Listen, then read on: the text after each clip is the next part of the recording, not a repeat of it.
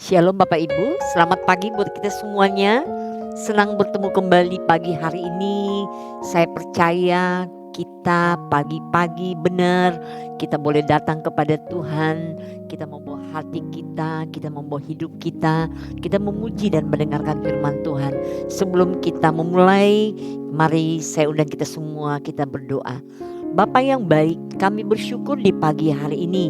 Kembali kami datang Tuhan bersama umat Tuhan, untuk kami boleh bersama-sama bersatu teduh merenungkan kasih dan kebaikan Tuhan. Yang pasti dalam satu hari ke depan ini Tuhan, kami akan merasakan penyertaan-Mu. Terima kasih Bapa di surga, kami serahkan hidup kami, roh, jiwa dan tubuh kami di dalam nama Tuhan Yesus. Haleluya, amin. Bapak Ibu, saya percaya hari-hari yang kita lalui banyak hal yang Tuhan izinkan. Tapi lewat pujian yang kita mau katakan, penolong yang setia yang akan terus menuntun kita. Haleluya. Terima kasih Tuhan. Penolong yang selalu setia, memenuhi keperluanku. Tak pernah Dia mengecewakan. Yesusku tak pernah gagal. Penolong yang setia, penolong yang selalu setia, memenuhi keperluanku. Haleluya.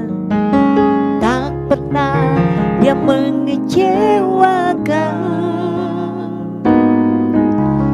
Yesusku tak pernah gagal. Katakan segala perkara dapat ku tangguh di dalam Dia yang memberi kekuatan. Tuhan Yesus penolong dan sahabat. Tetap percaya Tuhan setia. Mari kita naikkan pujian ini, katakan penolong yang setia, penolong yang selalu setia. Terima kasih Tuhan, memenuhi keperluanku. Tak pernah Dia mengecewakan. Yesusku tak pernah gagal. Segala perkara dapat ku tangguh. Katakan di dalam Dia yang memberikan kekuatan. Terima kasih Tuhan Yesus penolong dan sahabat. Tetap percaya Tuhan setia.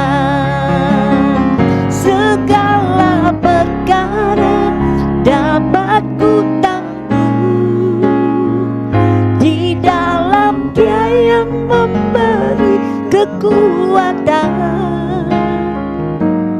Tuhan Yesus penolong dan sahabat. Tetap percaya Tuhan setia. Segala perkara,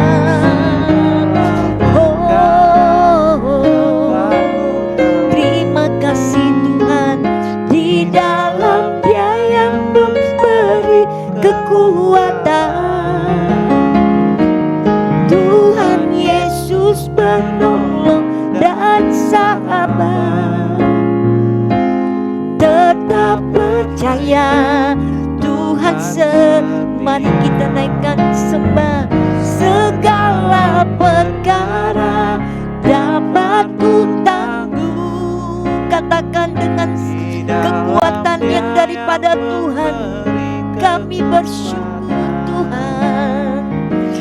Tuhan Yesus penolong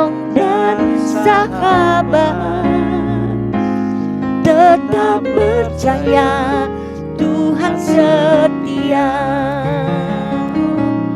Tetap percaya Tuhan setia. Tetap percaya Tuhan setia.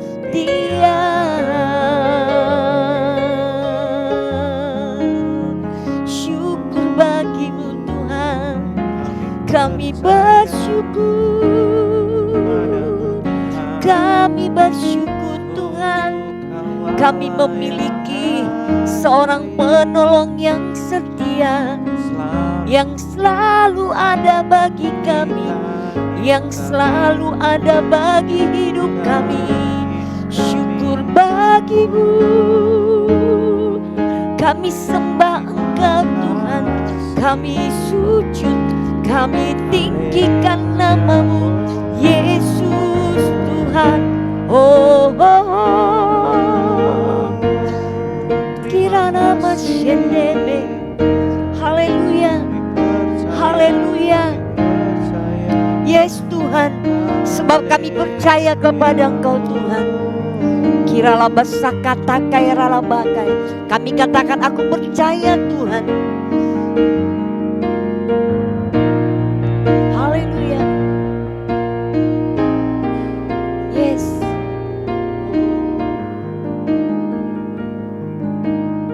Korapa. Shikata karabaka.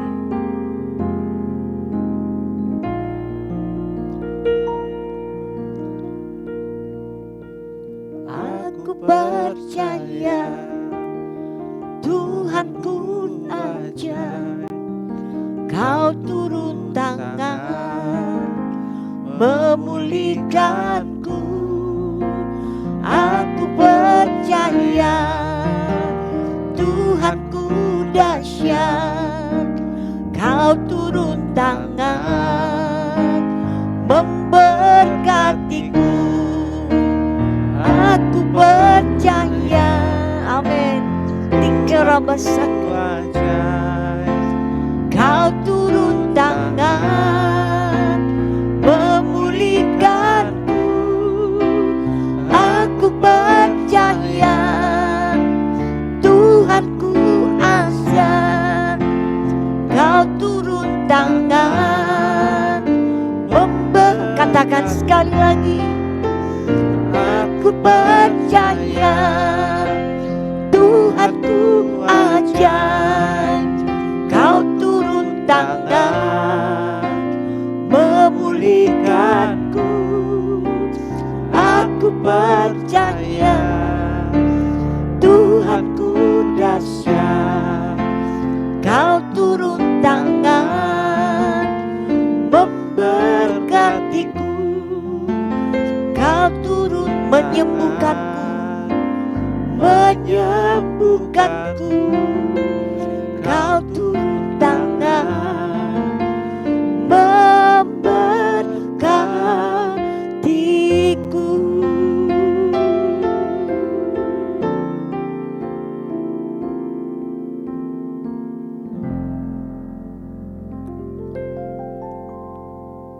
Mari lebih dulu kita berdoa. Bapa di dalam sorga, kami bersyukur berterima kasih Tuhan, karena kami mendapat kesempatan yang indah memuji Tuhan, terlebih Tuhan mendengarkan akan firman-Mu. Untuk itu Tuhan, urapi hamba-Mu yang menyampaikan firman-Mu, dan kami yakin firman yang sampaikan hamba-Mu akan menjadi berkat bagi siapapun yang mendengarkan akan firman-Mu Tuhan. Terpujilah nama-Mu, di dalam nama Tuhan Yesus akan kami mulai ibadah ini. Haleluya. Amin. Saudara yang Tuhan kasihi, adapun tema khotbah yang saya sampaikan kepada kita adalah manfaat doa. Manfaat doa. Dan firman yang akan saya ambil dari 1 Tesalonika 5, 1 Tesalonika 5 ayat 17 dikatakan begini. Tetaplah berdoa. Tetaplah berdoa. Dari firman Tuhan ini saya memberikan penjelasan kepada kita ialah bahwa doa adalah napas hidup orang percaya. Kalau doa itu adalah napas hidup orang percaya, harus doa itu merupakan bagian di dalam kehidupan kita. Dan juga jangan tunggu kita berada dalam masalah baru kemudian berdoa. Banyak orang seperti ini, sesudah ada masalah baru berdoa. Jangan tunggu diri kita mengalami persoalan baru bertanya kepada Tuhan. Itu sebabnya supaya kita ini tetap berdoa. Bukan karena ada masalah. Setiap hari kita perlu hikmat. Dan juga setiap hari kita perlu tuntunan. Yaitu tuntunan dari mana? Tuntunan Tuhan. Dalam melangkah, dalam mengambil keputusan, dan melakukan berbagai hal, perlu kita minta tuntunan dari Tuhan. Ada banyak pilihan yang harus kita tentukan. Maka bijaksanalah dalam memilih, dan untuk itu kita perlu tuntunan Tuhan dengan berdoa minta hikmat darinya. Dan inilah yang tidak disadari kebanyakan kita pengikut Tuhan. Rupanya kita ini perlu sekali tuntunan Tuhan. Yaitu dengan berdoa, minta hikmat dari Tuhan. Sehingga saya yakin dengan demikian, doa kita akan berkenan kepada Tuhan. Ada banyak sekali manfaat doa yang sangat baik buat kita. Saya ulangi, ada banyak sekali manfaat doa yang sangat baik buat kita. Di antaranya adalah 1, doa membuat kita mengerti kehendak Tuhan. Jadi berarti tanpa kita berdoa, bagaimana sekalipun kita tidak mengerti kehendak Tuhan. Maka itu sebabnya yang pertama saya buat di dalam khotbah saya ini. Doa membuat kita mengerti kehendak Tuhan. Dengan berdoa, kita membuka komunikasi dengan Tuhan. Komunikasi terbuka kepada Tuhan adalah dengan berdoa. Dan Tuhan akan memberikan kita pengertian oleh Roh Kudus sehingga kita dapat memahami apa yang baik dan yang berkenan untuk kita lakukan. Itu bisa kita lihat di dalam Yakobus 1 ayat 5. Jadi itu sebabnya nomor 1 ini, doa itu harus kita tahu adalah doa membuat kita mengerti kehendak Tuhan. Sehingga tanpa kita hidup di dalam doa, tanpa kita tidak berdoa, apapun ceritanya kita tidak mengerti kehendak Tuhan. Kenapa banyak orang tidak mengerti kehendak Tuhan? Karena dia tidak berdoa. Karena di dalam berdoa itulah membuat kita mengerti kehendak Tuhan. Di dalam berdoa itulah membuka komunikasi antara kita dengan Tuhan. Dan Tuhan akan memberikan pengertian melalui Roh Kudus itu. Sehingga dengan demikian, di dalam Yakobus pasal 1 ayat 5 ini, makanya benar-benar ditekankan kepada kita, dikatakan begini, dengan doa kita membuka komunikasi dengan Tuhan, dan Tuhan akan memberikan kita pengertian oleh Roh Kudus-Nya, sehingga kita dapat memahami apa yang terbaik dan yang berkenan untuk kita lakukan. Jadi tanpa kita berdoa, berarti tidak ada hubungan komunikasi kita dengan Tuhan. Kalau kita tidak ada hubungan komunikasi dengan Tuhan, berarti kita tidak punya pengertian apa-apa. Kosong sama sekali. Jadi kalau kita memiliki atau mengetahui pengertian dari Tuhan, yaitu harus kita berdoa. Dan selanjutnya, nomor 2 saya katakan kepada kita ialah, doa memberikan kekuatan kepada kita. Siapakah kita manusia ini yang tidak membutuhkan kekuatan? Kekuatan tidak bisa dibeli dengan uang.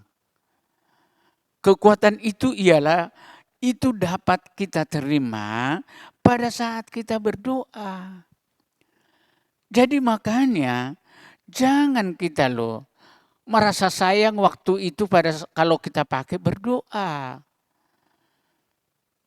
Karena justru kita mempergunakan waktu kita berdoa, melalui doa itulah diberikan kekuatan kepada kita. Dikatakan dalam Matius 26 ayat 41 dikatakan begini. Berjaga-jagalah dan berdoalah supaya kamu jangan jatuh ke dalam percobaan. Roh memang penurut tetapi daging lemah.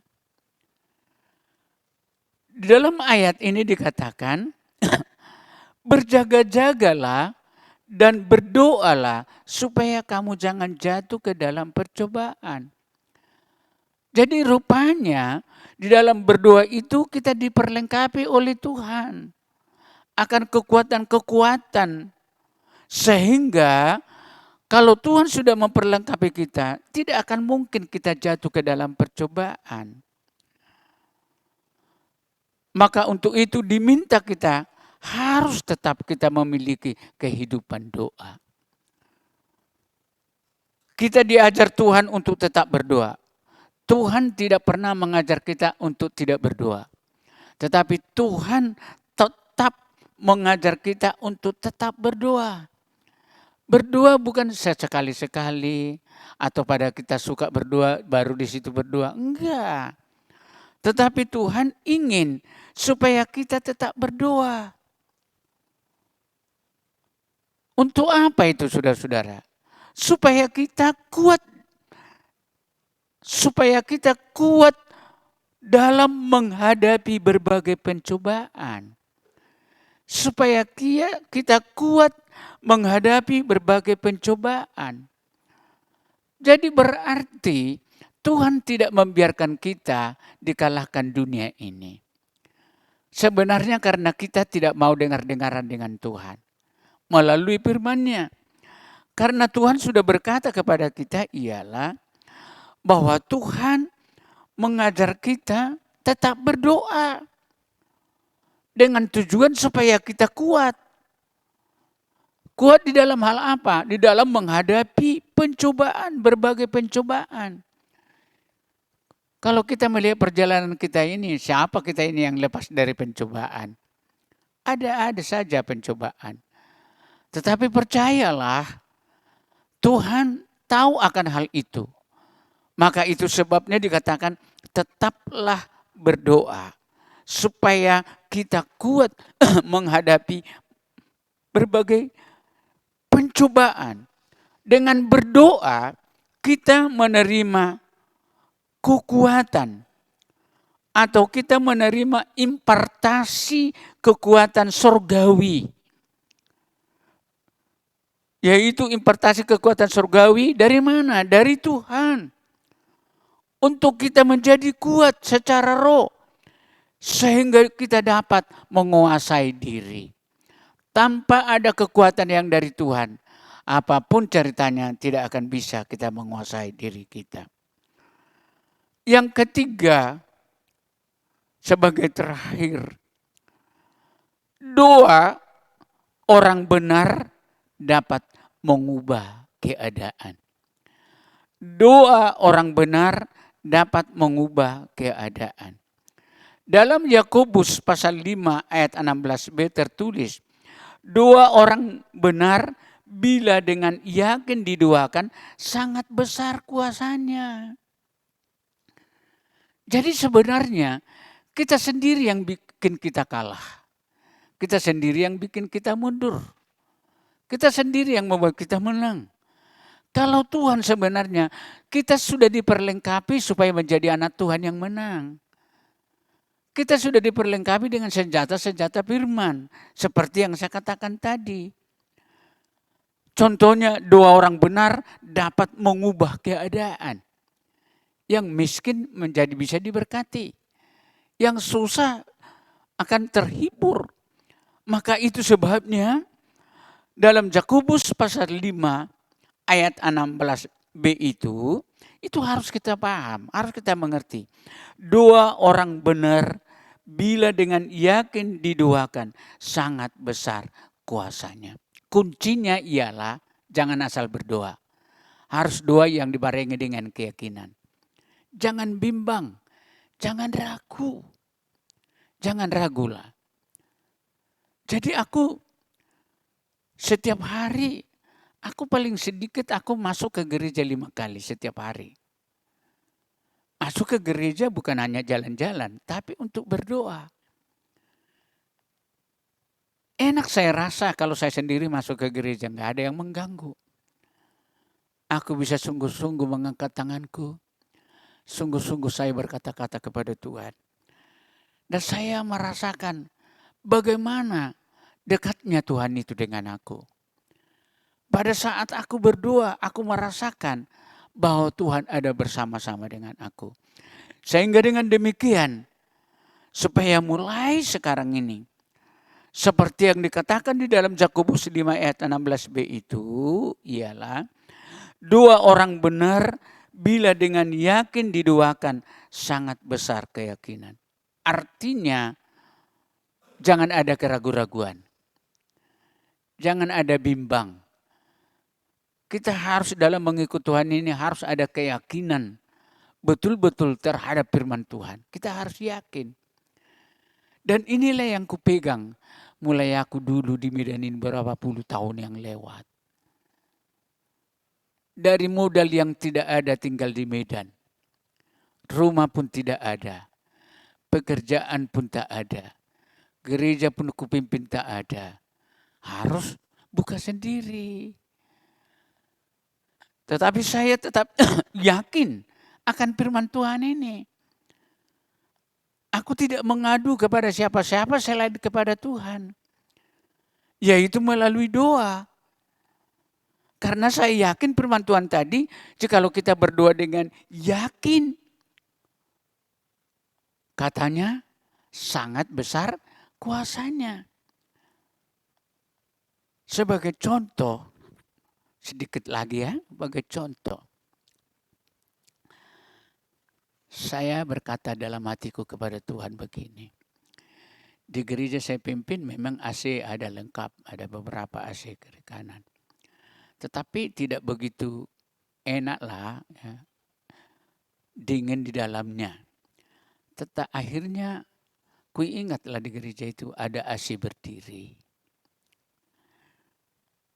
Tiap hari aku berdoa, Tuhan kirimlah AC berdiri itu Tuhan. 2 biji pun. 2 itu pun udah bisa membantu dingin di gereja. 1 bulan aku berdoa itu. Memasuki bulan kedua, sore adalah seorang menelepon saya. Seorang polisi. Dia katakan, Pak Sinaga, kalau enggak sore ini sampai ke rumah Bapak AC berdiri itu 2 besok pagi. Katanya, aduh aku menangis. Aku menangis. Kutunggu sore itu belum datang, besok paginya aku lihat di bawah datang. Saya mengambil kesimpulan, rupanya marah, tangisan tidak jawaban di dalam persoalan-persoalan. Tidak jawaban. Berkekurangan, kalau kita merepet, tidak jawaban. Tapi kalau kita datang berdoa kepada Tuhan, kepada jemaat gak ada ngomong-ngomong aku kepada siapapun. Aku sifatku tidak mau meminta kepada siapapun. Tak mau, itu sifatku. Tapi kalau ke sorga tiap hari. Ke sorga tiap hari. Sehingga sekarang belum terpasanglah karena arus listrik harus ditambah. Dan kemarin Telkom listrik, pegawai listrik masuk, maka daripada harus ada biayanya ini 9.500.000, kabel-kabel semua harus diganti semuanya ini. Saya katakan tak ada mustahil bagi Tuhan. Kemarin udah ada berita dari anak saya, Pak, sudah ada terkumpul 6 juta. Ini berarti bentar lagi ini. Jadi ini saya berikan ini kepada kita adalah bahwa benar berdoa itu bukan omong kosong. Asal kita tetap berdoa dengan sungguh-sungguh. Karena doa orang yang benar, bila dengan yakin didoakan, sangat besar kuasanya. Sehingga dengan demikian, kesimpulan khotbahku ini ialah, kita ini sebenarnya sudah diperlengkapi Tuhan dengan senjata rohani, yaitu firman Tuhan. Di dalam menghadapi apapun kita ini sudah diperlengkapi oleh Tuhan. Hanya kemungkinan besar kurang kita membaca firman Tuhan. Sehingga kita tidak mengerti, kita tidak tahu menghadapi apapun yang terjadi. Sehingga kita menghadapi dengan kekuatan sendiri. Padahal kalau kita membaca firman Tuhan, kita sebenarnya diperlengkapi di dalamnya. Kita tidak bekerja sendiri. Karena bersama-sama dengan Tuhan kita pasti menang. Bersama-sama Tuhan kita akan kuat. Sehingga terakhir khotbah saya ini ialah, biarlah mengerti kita manfaat doa itu sangat besar. Jangan anggap remeh tentang doa. Manfaat doa itu sangat besar. Sehingga kalau manfaat doa itu sangat besar, janganlah musim-musiman berdoa. Tetaplah berdoa. Sehingga kalau kita tetap berdoa, berarti kita sudah memiliki apa yang disebut napas hidup. Karena doa itu adalah napas hidup orang percaya. Kalau kita sudah memiliki napas hidup orang percaya itu, napas hidup orang percaya itu, percayalah. Bagaimanapun kita dengar berita-berita tentang dunia ini, gak usah khawatir. Tuhan ada di pihak kita. Tuhan ada bersama dengan kita. Kiranya Tuhan memberkati kita semua. Amin. Mari kita berdoa. Bapa di dalam sorga, kami sungguh bersyukur Tuhan. Kami dapat mendengarkan apa manfaat doa itu Tuhan. Sehingga pada saat kami sudah mendengarkan manfaat doa ini, tidak ada keputusan yang kami ambil selain daripada keputusan kami tetap akan berdoa. Kami akan berdoa terus karena kami sudah yakin Tuhan bahwa doa itu adalah napas hidup orang percaya.